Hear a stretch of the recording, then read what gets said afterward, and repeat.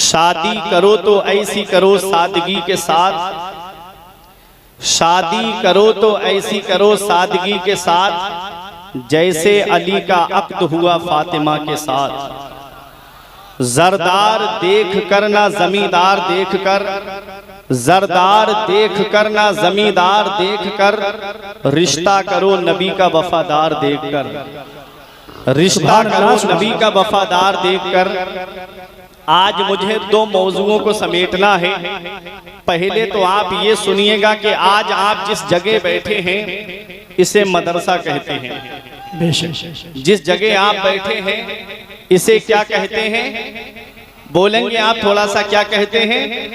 मदरसा। जब पैगंबरे इस्लाम मक्के से हिजरत करके मदीना तशरीफ लाए तो अल्लाह का घर सबसे पहले आपने बनाया। मस्जिद कुबा बनाई मदीने वाले मुस्तफ़ा ने। सबसे पहली मस्जिद जो है मस्जिद कुबा। मस्जिद कुबा के बाद में जो दूसरा घर बनाया था वो मदरसा है। असहाबे सुफ़ा का जो चबूतरा है जहां 70 सहाबाए किराम पैगंबरे इस्लाम से इल्म हासिल किया करते थे, उसी में मौला अली शेर खुदा हैं, उसी में हजरत अबू हुरैरा हैं, उसी में हजरत उमर फारूक आजम हैं, उसी में हजरत अबू बकर सिद्दीक हैं। तो खानाए खुदा के बाद में, मस्जिद के बाद में दूसरा जो घर बना था वो मदरसा है। आज आप अल्लाह के रसूल के घर में बैठे हुए हो, आज आप मदरसे में बैठे हुए हो। ये मदरसे तुम्हारी जरूरतों का नाम है, ये मदरसे तुम्हारी उमंगों का नाम है।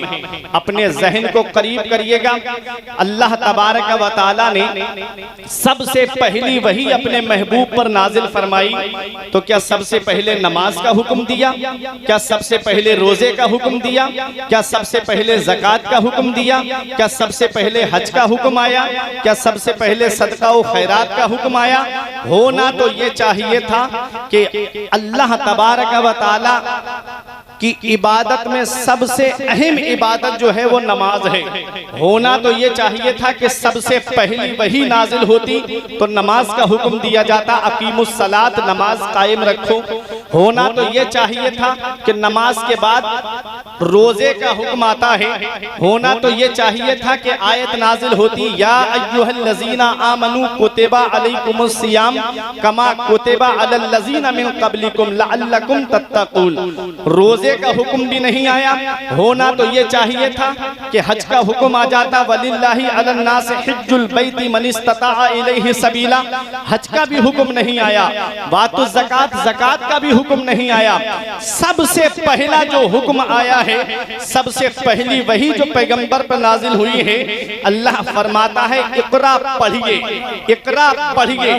तालीम कितनी जरूरी है, एजुकेशन कितना जरूरी है, शिक्षा कितनी जरूरी है। आज हम तालीम से दूर होते जा रहे हैं, आज हम शिक्षा से दूर होते जा रहे हैं, आज हम एजुकेशन से दूर होते जा रहे हैं। सेक्टर ब्यूरो की रिपोर्ट के मुताबिक आज तकरीबन 85% मुसलमान तालीम याफ्ता नहीं है। फिर रोना रोया जा रहा है कि मुसलमानों को सताया बहुत जा रहा है। न बैंक में कोई मुसलमानों से बात करने के लिए तैयार है, न किसी और महकमे में कोई मुसलमानों से बात करने के लिए तैयार है। ऐ लोगों, मैं आपको बताना चाहता हूँ, वो कौम जिसके पैगंबर पे सबसे पहली वही नाजिल हुई तो पढ़ने के ताल्लुक से कि पढ़िए पढ़िए पढ़िए, तालीम कितनी जरूरी है। अब आओ हजरत अब्दुल्ला इब्ने अब्बास की एक रिवायत सुनो कि मेरे आका ने इरशाद फरमाया, मन अरादल इल्म फअलैहि बिल कुरआन। जो इल्म हासिल करने का इरादा करे उसको चाहिए कि वो सबसे पहले कुरान की तालीम हासिल करे, सबसे पहले कुरान पढ़े, सबसे पहले वो कुरान की तालीम हासिल करे। आज हम अपने बच्चों को मदरसा नहीं भेजते, आज हम अपने बच्चों को दीनी दरसगाह में नहीं भेजते। आज हम सोचते हैं कि बच्चा कॉलेज जाएगा, डॉक्टर बनेगा, पैसा कमाएगा, इंजीनियर बनेगा, पैसा कमाएगा, प्रोफेसर बनेगा, पैसा कमाएगा। हाँ हाँ, मैं मानता हूँ भरगैन वालों, अगर बच्चा डॉक्टर बन गया तो पैसे कमाएगा, बच्चा इंजीनियर बन गया तो पैसे कमाएगा, बच्चा प्रोफेसर बन गया तो पैसे कमाएगा, लेकिन वो ताज तुम्हें नहीं नहीं दिला सकता। जो ताज एक हाफिज कुरान के माँ बाप को अल्लाह क़यामत में अता फरमाएगा, जो एक आलिम दीन के माँ बाप को अल्लाह क़यामत में अता फरमाएगा। मन क़रअल कुरान व अमिला बिमा फीह यल्बिसु वालिदाहु ताजन यौमल क़ियामती दौहु अहसनो का दौइ शम्स। जो कुरान पढ़े और उस पर अमल करे, अल्लाह उसके माँ बाप को ऐसा ताज अता फरमाएगा जिसकी रोशनी आसमान के चांदों सूरज से भी ज्यादा होगी। तो कुरान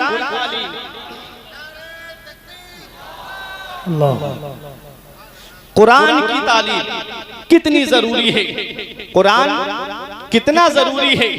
कुरान आज हम अपने बच्चों को कुरान पढ़ने के लिए मदरसा नहीं भेजते। आओ अपने जहन को करीब करो, कुरान है क्या? कुरान को क़रअ यक़रअ क़रअन व क़िराअतन से मुश्तक़ माने तो इसके माना आते हैं ऐसी किताब जिसकी बार बार तिलावत की जाए, जिसकी तिलावत कभी खत्म ना हो, जिसकी तिलावत कभी बंद ना हो। और जितना कुरान पढ़ा जाता है इतनी दुनिया में कोई किताब नहीं पढ़ी जाती है। जितना कुरान को पढ़ा जाता है इतने दुनिया में कोई और किताब नहीं पढ़ी जाती है। आओ अपने जहन को करीब करो, अगर कुरान को क़रअ यक़रअ क़रअन से मुश्तक़ माने तो इसके माना आते हैं मिलाने वाली। तो कुरान का माना होगा कि कुरान वो अल्लाह की किताब है। जब बंदा कुरान की तिलावत करता है तो ये कुरान बंदे को मौला से मिला देता है, ये कुरान बंदे को परवरदिगारे आलम से मिला देता है। मेरे आका ने इरशाद फरमाया, कुरान अल्लाह की वो रस्सी है कि जिसका एक सिरा तिलावत करने वाले के हाथ में है और दूसरा सिरा अल्लाह के दस्ते कुदरत में है। कुरान जब बंदा पढ़ता है तो ये कुरान बंदे को मौला से मिला देता है। बात समझ में आ रही है? कुरान की तालीम है क्या? कुरान जिस सीने में आ जाता है वो सीना आग से महफूज हो जाता है। कुरान जिस सीने में आ जाए वो सीना आग से महफूज हो जाता है। आओ अपने जहन को करीब करो, मैं कुरान की अजमत बताता हुआ चल रहा हूँ। आप मदरसे में बैठे हुए हो, यहाँ से 14 बच्चों ने कुरान पाक को हिफ्ज किया है। कुरान जिस सीने में आ जाए वो सीना आग से महफूज हो जाता है। जब हाफिज कुरान का इंतकाल हो जाए और जब वो कब्र में जाता है, अल्लाह जमीन को हुक्म देता है, ला ताकुली लहमा, इसके जिस्म को मत खाना, इसके बदन को मत खाना। जमीन कहती है, ऐ मेरे परवरदिगार, मैं कैसे उसके जिस्म को खाऊंगी जिसके सीने में तेरा कलाम मौजूद है। पता चला हाफिजे कुरान का जिस्म जो है, बाअमल हाफिजे कुरान का जिस्म जो है वो कब्र में सलामत रहता है, उसे कब्र की मिट्टी नहीं खाती है। अब सोचो, कुरान जिस सीने में आ जाए वो सीना आग से महफूज हो जाता है, वो सीना आग से महफूज हो जाता है। तो हाफिज कुरान की शान का आलम क्या होगा? बख्शिश की राह मोमिनो आसान बना लो, अपने लिए निजात का सामान बना लो। दुनिया की किताबों पे नजर बाद में रखना, बच्चों को पहले हाफिज कुरान बना लो। कुरान है क्या?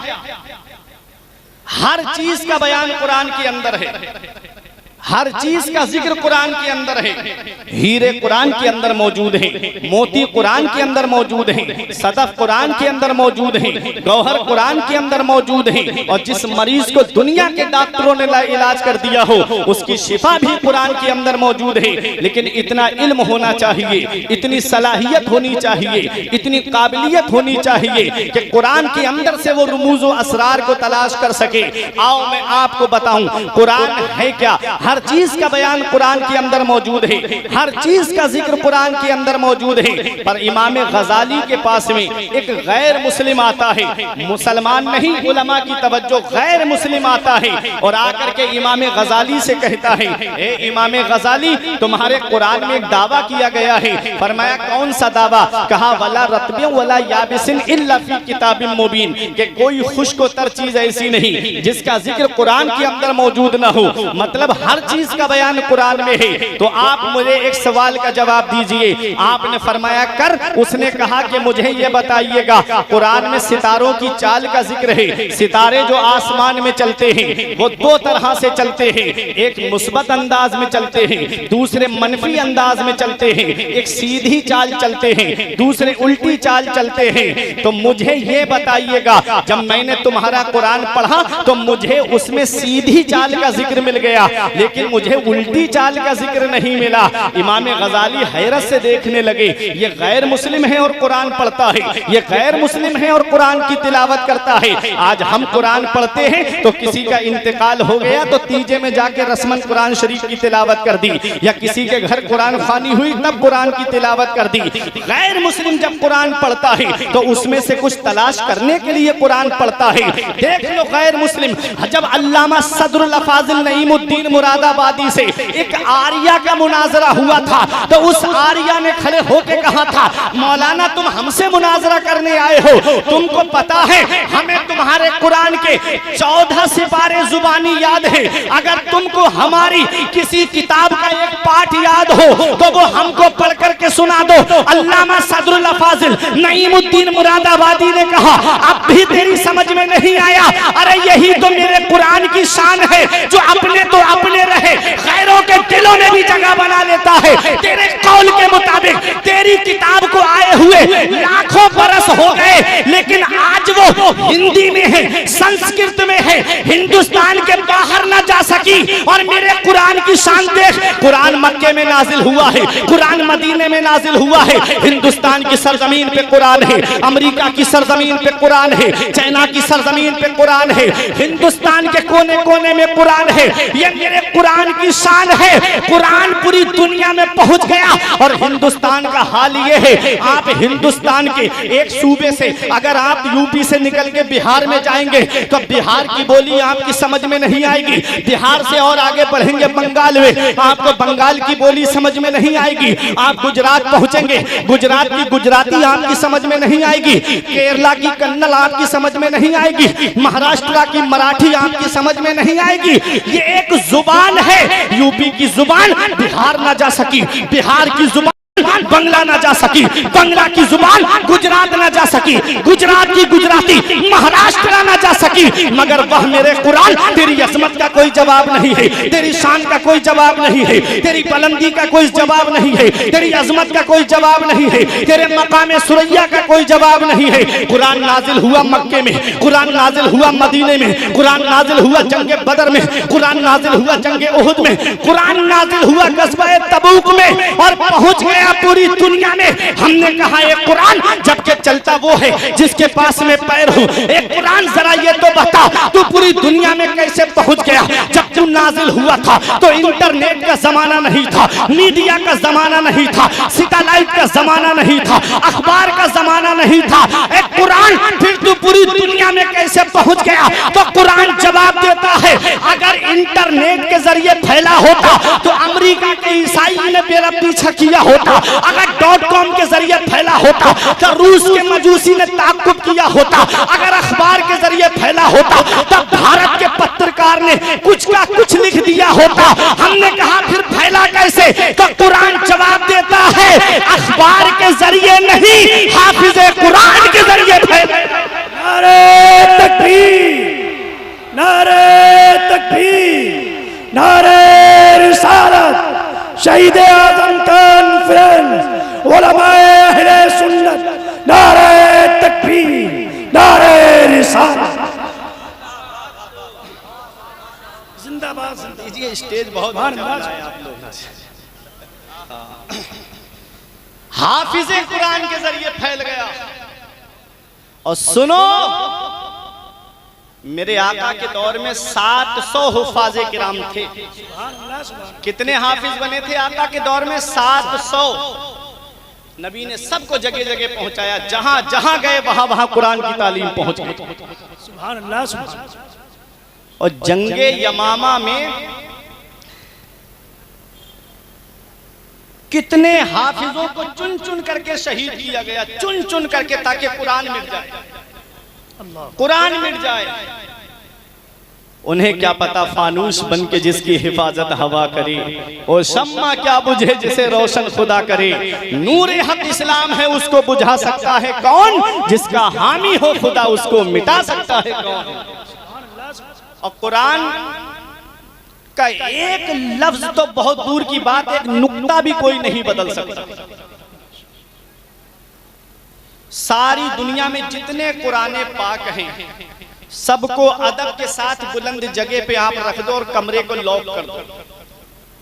और फिर उसके बाद कहो कि जैसा कुरान हमारे नबी पे नाजिल हुआ है कोई है वैसा पढ़ के सुना दे, तो मैं दूर आपको बरेली शरीफ नहीं ले जाऊंगा। आपके भरगैन में कितने हाफिज ऐसे मिल जाएंगे जो आपको कुरान पाक खड़े होकर एक बैठक में आपको सुना देंगे, क्योंकि कुरान सीनों में महफूज है।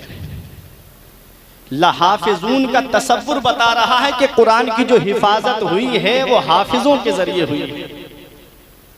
तो आज अपनी किस्मत पे नाज करो, 14 या 13 हाफिजे कुरान आज इस मदरसे से फारिग होकर के कुरान को अपने सीने में महफूज करके जहां जहां जाएंगे और कोई पूछेगा अच्छा कुरान सुनाएंगे तो पूछेंगे लोग कि आप कहां से पढ़ के आए हैं, तो फख्र से कहेंगे कि हम भरगैन की सरजमीन से कुरान को हिफ्ज करके आए हैं। तो आपका सर भी फख्र से ऊंचा हो। कुरान, इमाम गजाली ने कहा तूने कुरान पढ़ा? उसने कहा कौन सी आयत में तूने सितारों की चाल का जिक्र पढ़ा? अब उलमा की तवज्जो, एक इल्मी बात करने जा रहा हूं, समझ गए तो ईमान ताजा हो जाएगा। कुरान है क्या? कुरान को तुम समझ नहीं पाए, तुम तो भाग गए ना कॉलेज की तरफ, तुम चले गए यूनिवर्सिटी की तरफ, तुम चले गए स्कूलों की तरफ। मैं कोई इनकार नहीं कर रहा हूं, कोई मैं इनका मुनकिर नहीं हूं कॉलेज और यूनिवर्सिटी का। तालीम जरूरी है, दुनियावी तालीम, लेकिन मुझे डर लगता है कि अगर आपने मदरसे में तालीम हासिल नहीं की तो कहीं ऐसा ना हो कि ईमान चला जाए। तस्लीमा नसरीन स्कूल की पढ़ी हुई है, कॉलेज की, मदरसा नहीं गई। देखो उसने लज्जा नाम की किताब इस्लाम के खिलाफ लिख दी। सलमान रुश्दी मदरसा नहीं गया, यूनिवर्सिटी कॉलेज की देन है, इस्लाम के खिलाफ बोलने लगा। ये कॉलेज और यूनिवर्सिटी का प्रोडक्ट है। और मैं मदरसे का प्रोडक्ट आपको बता दूं, हजरत अबू बकर सिद्दीक को देख लो। मदरसे का प्रोडक्ट देखना है तो उमर फारूक आजम को देख लो, उस्मान गनी को देख लो, अरे मौला अली को देख लो, इमाम हसन और इमाम हुसैन को देख लो, अरे बगदाद के गौसे आजम को देख लो, अजमेर के गरीब नवाज को देख लो, अलीगढ़ के चांद को देख लो, बरेली के इमाम अहमद रजा खान को देख लो। ये मदरसे का प्रोडक्ट है। मदरसा पैदा होने से लेकर के तुम्हारे मरने तक की जरूरत है। जब बच्चा पैदा होता है तो कोई कॉलेज का आकर के कान में अजान नहीं देता, इसी मदरसे का प्रोडक्ट जाता है कान में अजान देने के लिए। और कल जब फैसल भाई की शादी होगी, इनका निकाह होगा, हो गया निकाह होगा तो निकाह पढ़ाने के लिए कोई प्रोफेसर साहब नहीं आएंगे, इसी मदरसे का प्रोडक्ट आएगा। और जब इंतकाल हो जाएगा ना तो नमाज जनाजा पढ़ाने के लिए भी मदरसे का ही प्रोडक्ट आता है। तो पैदा होने से लेकर के मरने तक की जरूरत है ये मदरसा तुम्हारी, पैदा होने से लेकर मरने तक की। और इतना याद रखना, पूरी जिंदगी आलिम के पीछे रहते हो, फजर में आलिम के पीछे, जोहर में आलिम के पीछे, असर में आलिम के पीछे, मगरिब इशा में आलिम के पीछे। एक वक्त आता है कि आलिम के आगे होते हो जब रूह बदन से निकल जाती है। पता चला जब तक जिंदा हो और जिंदा रहना चाहते हो तो आलिमों के पीछे चलो, इनसे आगे बढ़े तो समझ लो मौत है। आलिमों के पीछे ही तुम्हारी जिंदगी है। खुद मुफ्ती मत बन जाना। 5 मिनट की क्लिप सुन के कहते हो मैं बुखारी पढ़ ली मैंने, अरे मैंने मिशकात पढ़ ली, मैंने ऐसा मसला देखा 5 मिनट में। इन उलमा से आप पूछो 12, 13, 14 साल लग जाते हैं मदरसे में, फिर भी ऐसे मसाइल हैं शरीयत के आधे मसाइल के लिए किताबों की जरूरत पड़ जाती है, तब भी समझ में नहीं आते। एक एक मसले को समझने के लिए कई किताबों का सहारा लेना पड़ता है। अब है क्या हाल, पहले मुर्गा जो होता था वो 6 महीने में तैयार होता था, है ना, 6 महीने में तैयार होता था, तब किसी मेहमान के आगे रखा जाता था। अब 40 दिन में तैयार होके आ जा रहा है। 40 दिन में कैसे इंजेक्शन लग रहे हैं, कैसे केमिकल खिलाया जा रहा है उनको, 40 दिन में पूरा मुर्गा तैयार। हमारे बुजुर्ग बैठे, पूछो पहले मेहमान के आगे जो मुर्गा रखा जा रहा, घर में बच्चा पलता था, 6 महीने 7 महीने हो जाते तब कहीं होता था मेहमान के आगे रखने के लायक। 40 दिन में मुर्गा पूरा। 14-15 साल लग गए इन उलमा को मदरसे में जूतियां घिसते घिसते, तब कहीं जाकर के ये आलिम बने और हाफिज बने। आज तुम 5 मिनट की क्लिप सुनकर के जो है अपने आप को मुफ्ती समझते हो। जो जिसका काम है उसी को जेबा देता है। अगर सोफे का काम करने वाले को ला करके आप जो है मकान बनवाओ तो क्या वो बना पाएगा? और मकान बनाने वाले से कहो सोफे बना दे, क्या बना पाएगा? जो आलिमों का काम है मसाइल बयान करना, इन उलमा का काम है। आपका काम है सुनकर के उस पर अमल करना। कुरान है क्या, उसे समझो। हर चीज कुरान में है। इमाम गजाली ने पूछा गैर मुस्लिम से, तूने कुरान की जो सितारों की चाल का जिक्र कुरान में पढ़ा है वो कौन सी आयत में पढ़ा है? तो वो कहता है सूरह यासीन शरीफ की आयत करीमा, कुल्लुन फी फलकिन यस्बहून, हर चीज आसमान में तैर रही है, चल रही है, मैंने उसमें पढ़ा है। आयत करीमा क्या है? कुल्लुन फी फलकिन यस्बहून, हर चीज आसमान में तैर रही है। इमाम गजाली मुस्कुरा के फरमाते हैं तूने इससे सितारों की चाल का जिक्र पढ़ा है? उसने कहा हाँ हुजूर। फरमाया थोड़ा और गौर कर लेता तो तुझे उल्टी चाल का भी जिक्र मिल जाता। वो कहता है मुझे बताइए है कैसे?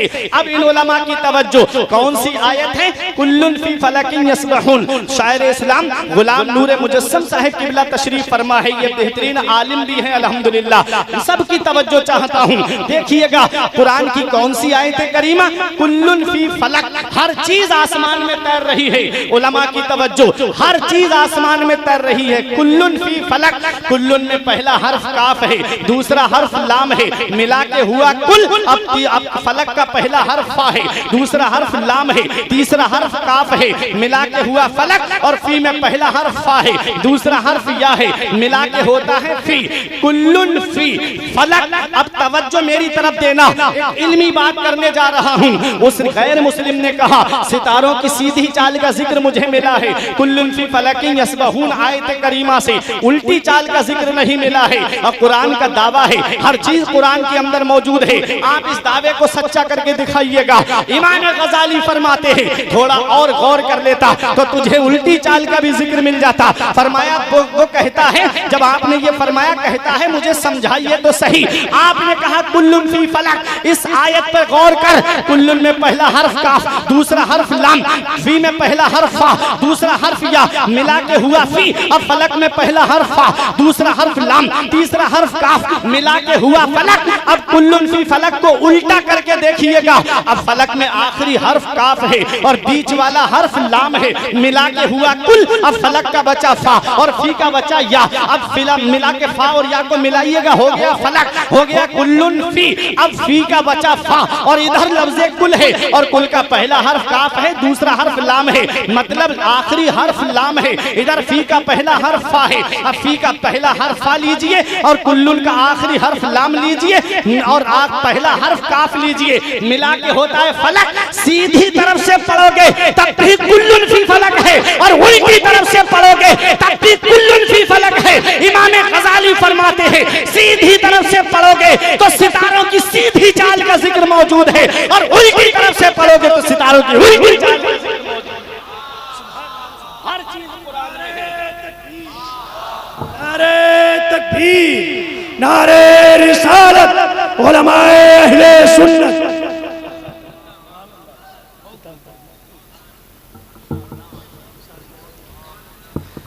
हर चीज कुरान में है, हर चीज कुरान में है, हर चीज का बयान कुरान में है।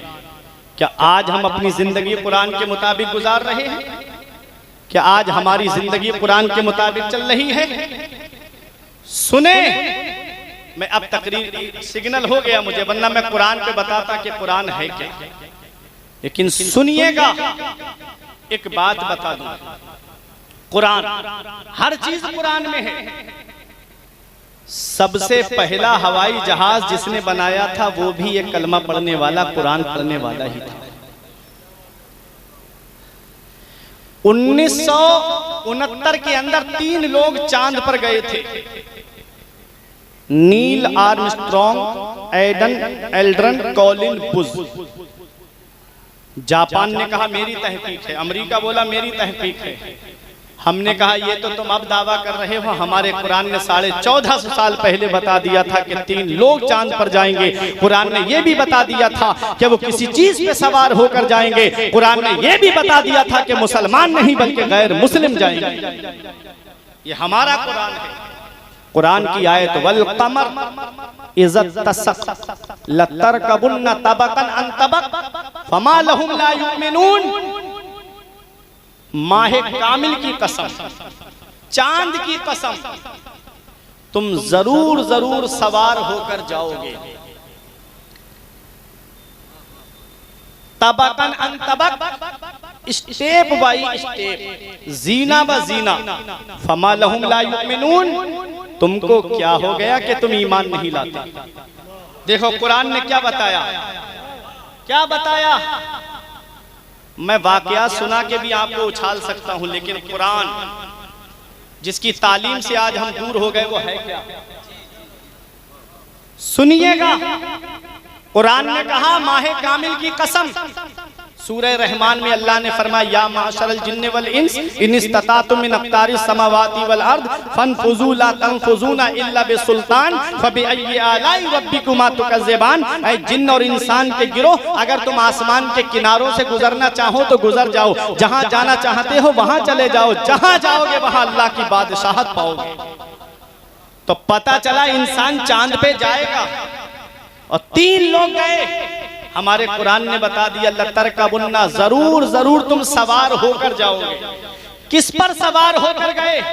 मिशन अपोलो 11 पे सवार होकर के गए। ये सबसे पहला हवाई जहाज किसने बनाया?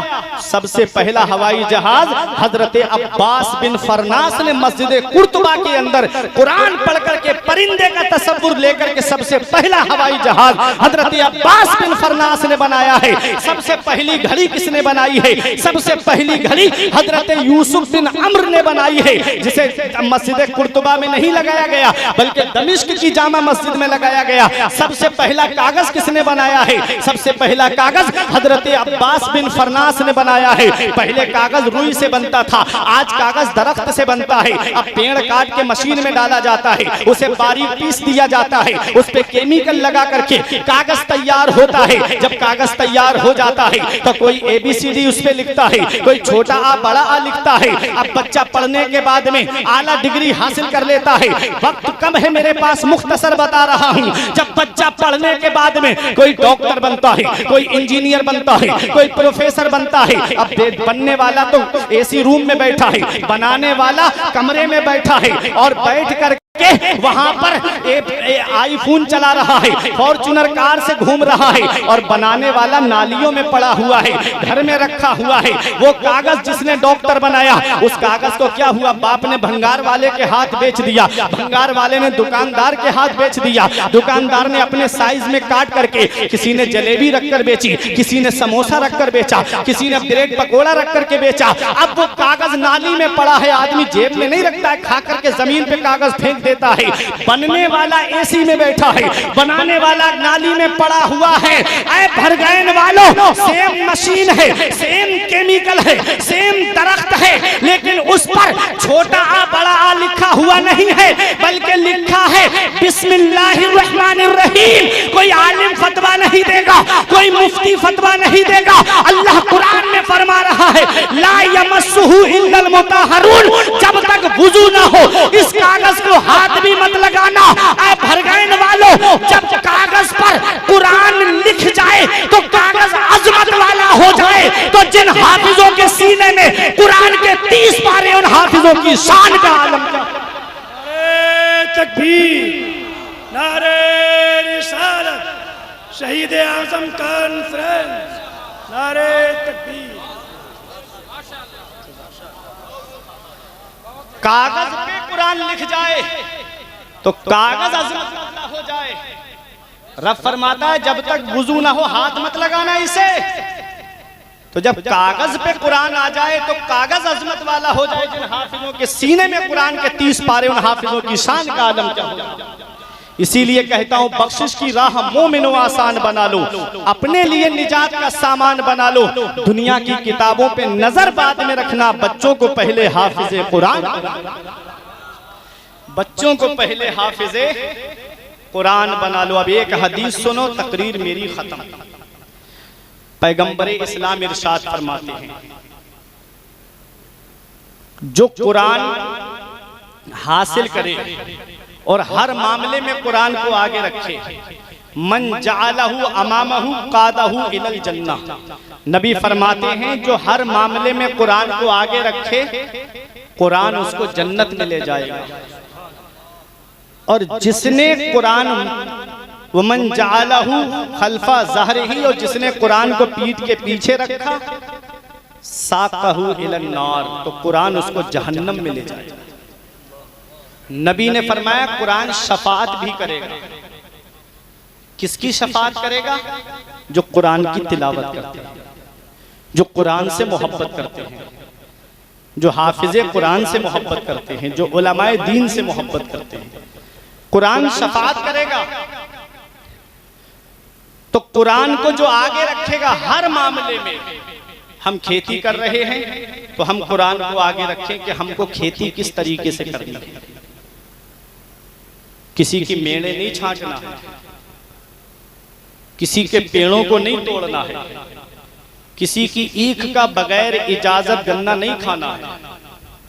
कुरान को आगे रखें हर मामले में। कुरान क्या पैगाम देता है, और जब शादी का मौका आए तब भी कुरान को आगे रखें। कुरान हमें क्या पैगाम देता है? कुरान पैगाम देता है व आशिरुहुन्ना बिल मारूफ, अपने घर वालों के साथ मोहब्बत से पेश आओ, अपनी बीवियों के साथ मोहब्बत से पेश आओ, अपने बच्चों के साथ मोहब्बत से पेश आओ, अपने माँ बाप के साथ मोहब्बत से पेश आओ। ये कुरान हमें पैगाम दे रहा है।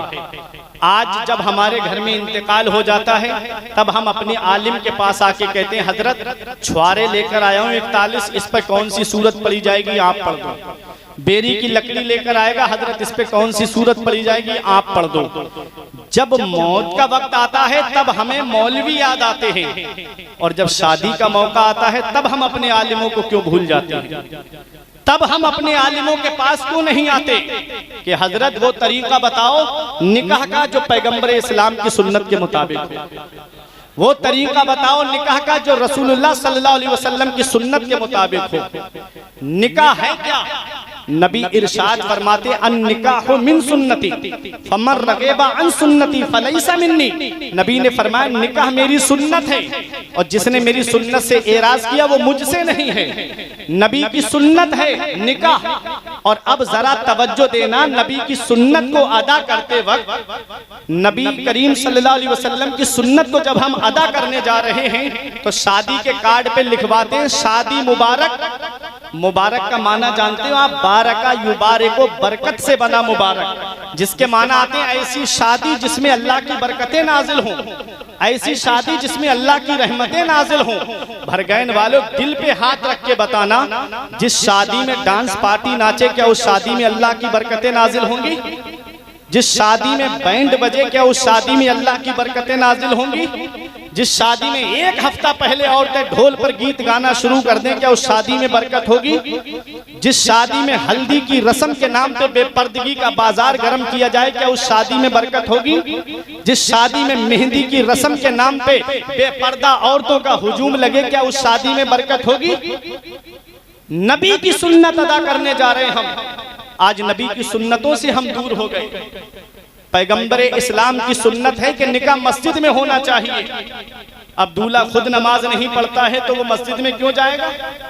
होना तो ये चाहिए था कि दूल्हा मस्जिद में जाता, जोहर की नमाज पढ़ने या असर की नमाज, जिस वक्त बारात पहुंचती पहले नमाज अदा करता, वही मस्जिद में बैठ जाता, वहीं काजी साहब और 2 गवाह वहीं पर इज़्न लेकर के आते और मस्जिद में निकाह होना चाहिए था। मस्जिद में निकाह होने के 2 फायदे हैं भरगैन वालों। एक फायदा तो ये है कि मस्जिद खुदा का घर है और अल्लाह के घर में अल्लाह की रहमतें नाजिल होती है। जो निकाह मस्जिद में होता है उस निकाह में अल्लाह की रहमतें नाजिल हुआ करती हैं। और दूसरा फायदा यह है कि मस्जिद के अंदर कोई नापाक दाखिल नहीं होता है। मस्जिद में जो भी दाखिल होता है वो पाक दाखिल होता है। अरे जो निकाह मस्जिद में होगा उस निकाह में कोई नापाक शामिल नहीं होगा, जो भी शामिल होगा वो पाक शामिल होगा। और नापाक के ताल्लुक से नबी फरमाते हैं जिस घर में जानदार की फोटो लगी हो, जिस घर में कुत्ता हो और जिस घर में जुनबी नापाक हो, उस घर में अल्लाह की रहमत के फरिश्ते नहीं आते हैं। इसलिए आज घर में कमाने वाले 5-6 लोग हैं लेकिन घर में बरकतें नहीं होती, घरों के अंदर से बरकतें उठ गई हैं। हमने कहा घरों का माहौल पहले दुरुस्त कर लो, खाना दस्तरख्वान लगा करके खाओ, एक एक करके खाना मत खाना, सब जमा हो करके दस्तरख्वान लगा करके खाना खाना। और दूसरी वजह यह है कि घरों के अंदर जुनबी यानी नापाक लोग रहते हैं जिसकी वजह से अल्लाह ताला बरकतें उठा देता है। अगर तुम चाहते हो कि तुम्हारे घरों का बरकतें तवाफ करें तो अपने घरों का माहौल दुरुस्त कर लो और नबी की शरीयत का माहौल घरों में कायम कर दो। जब शरीयत का माहौल कायम हो जाएगा तो तुम भी यही कहोगे कि तरीके मुस्तफा को छोड़ना है वजह बर्बादी। इसी से कौम दुनिया में हुई इक्तिदार अपनी हमें करनी है। शहंशाह बतहा की रजा जोई वो अपने हो गए तो रहमते परवरदिगार। तो नबी की सुन्नत अदा कर रहे हैं हम निकाह। फैसल भाई की शादी है ना, सुन्नत अदा करने जा रहे हैं आप। अब देखिएगा नबी ने क्या इरशाद फरमाया, तुनकहुल मरअतु ले अरबईन ले मालेहा वले हसबेहा वले जमालेहा वले दीनेहा। नबी ने फरमाया निकाह जब इंसान करता है तो उसकी 4 वजह होती है। या तो लड़की का माल देख के निकाह करता है, या लड़की का खानदान देख के निकाह करता है, या लड़की की दौलत देख के निकाह करता है, या उसका हुस्न जमाल देख के निकाह करता है, या लड़की की दीनदारी को देख के निकाह करता है। नबी ने क्या पैगाम दिया? नबी फरमाते ऐ मेरे उम्मती, जब तू निकाह करे तो लड़की का हुस्न मत देखना, उसकी दौलत को मत देखना, उसके खानदान को मत देखना, बल्कि दीनदारी को देखना, परहेजगारी को देखना। क्योंकि दीनदार लड़की जब तुम्हारे घर में आएगी तो 3 नस्लों तक पहुंच जाएगा। और सुनो, दौलत जमीन के ऊपर काम आती है, माल जमीन के ऊपर काम आता है, खानदान जमीन के ऊपर काम आता है। हुस्न जमाल आज का क्या है? ब्यूटी पार्लर जाने से पहले देख लो और ब्यूटी पार्लर से आने के बाद में देख लो। आजकल का हुस्न तो मसनूई हुस्न है। नबी ने फरमाया तुम परहेजगारी को देख करके निकाह करना, दीनदार लड़की से निकाह करना। जब दीनदार लड़की तुम्हारे घर में आएगी तो जमीन के ऊपर भी दीनदारी काम आएगी, जमीन के नीचे भी दीनदारी काम आएगी। आ गई बात समझ में? पैगंबर इस्लाम ने क्या फरमाया? दीनदार लड़की को इख्तियार किया।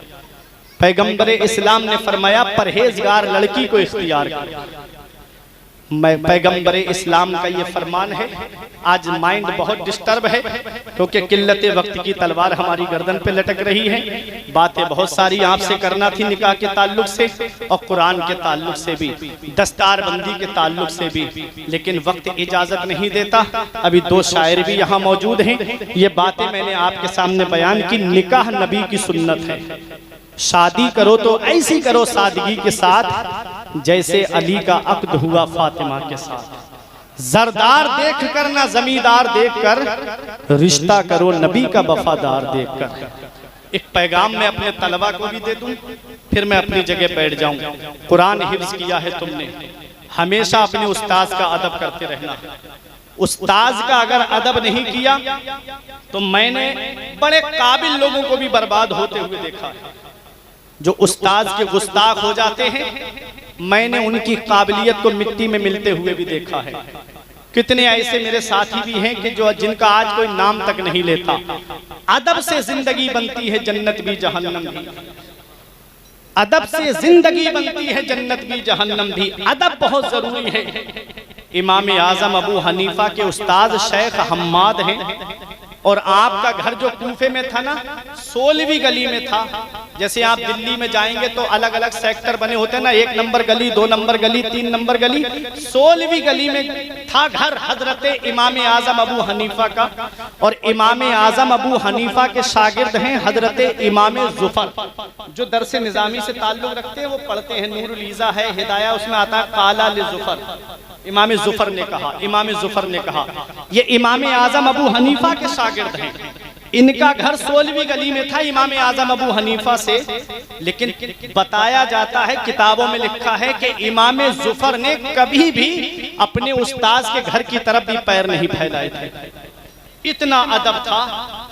और इमाम आजम अबू हनीफा अपने उस्ताद शेख हम्माद के घर का सामान ला के दिया करते थे। उनका इंतकाल हो गया तो उनके घर की सौदा खरीद के उनके घर पहुंचाते थे।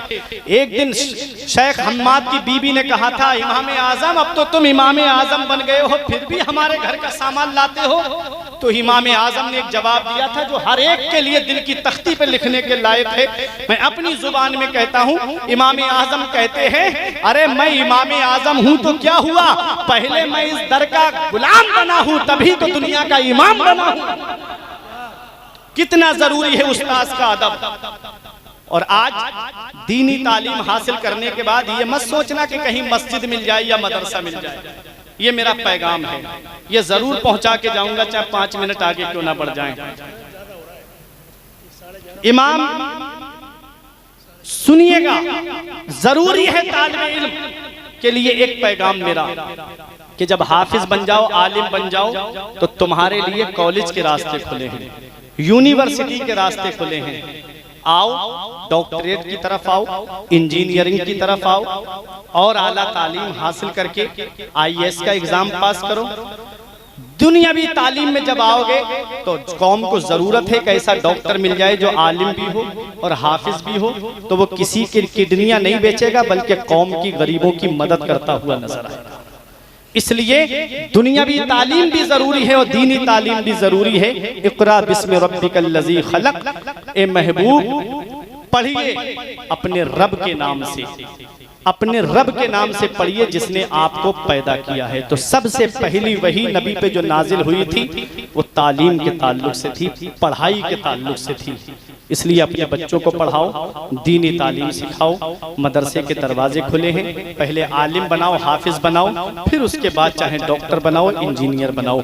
बख्शिश की राह मोमिनो आसान बना लो, अपने लिए निजात का सामान बना लो।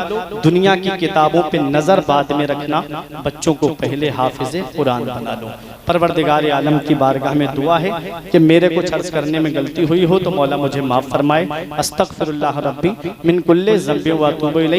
कलमा तैयब पढ़ने ला इलाहा इल्लल्लाह मुहम्मदुर रसूलुल्लाह सल्लल्लाहु अलैहि वसल्लम। ये जिंदगी सवारी दिलशाद कीजिए, लम्हात जिंदगी के ना बर्बाद कीजिए। जब मकसद हयात इबादत खुदा की है, पढ़िए नमाज, मस्जिदें आबाद कीजिए। सभी के सामने एक दिन जरूर आता है, ये हुस्न फानी है लेकिन गुरूर आता है। किसी क्रीम से पाउडर से कुछ नहीं होता, नमाज पढ़ने से चेहरे पे नूर आता है। अस्सलाम।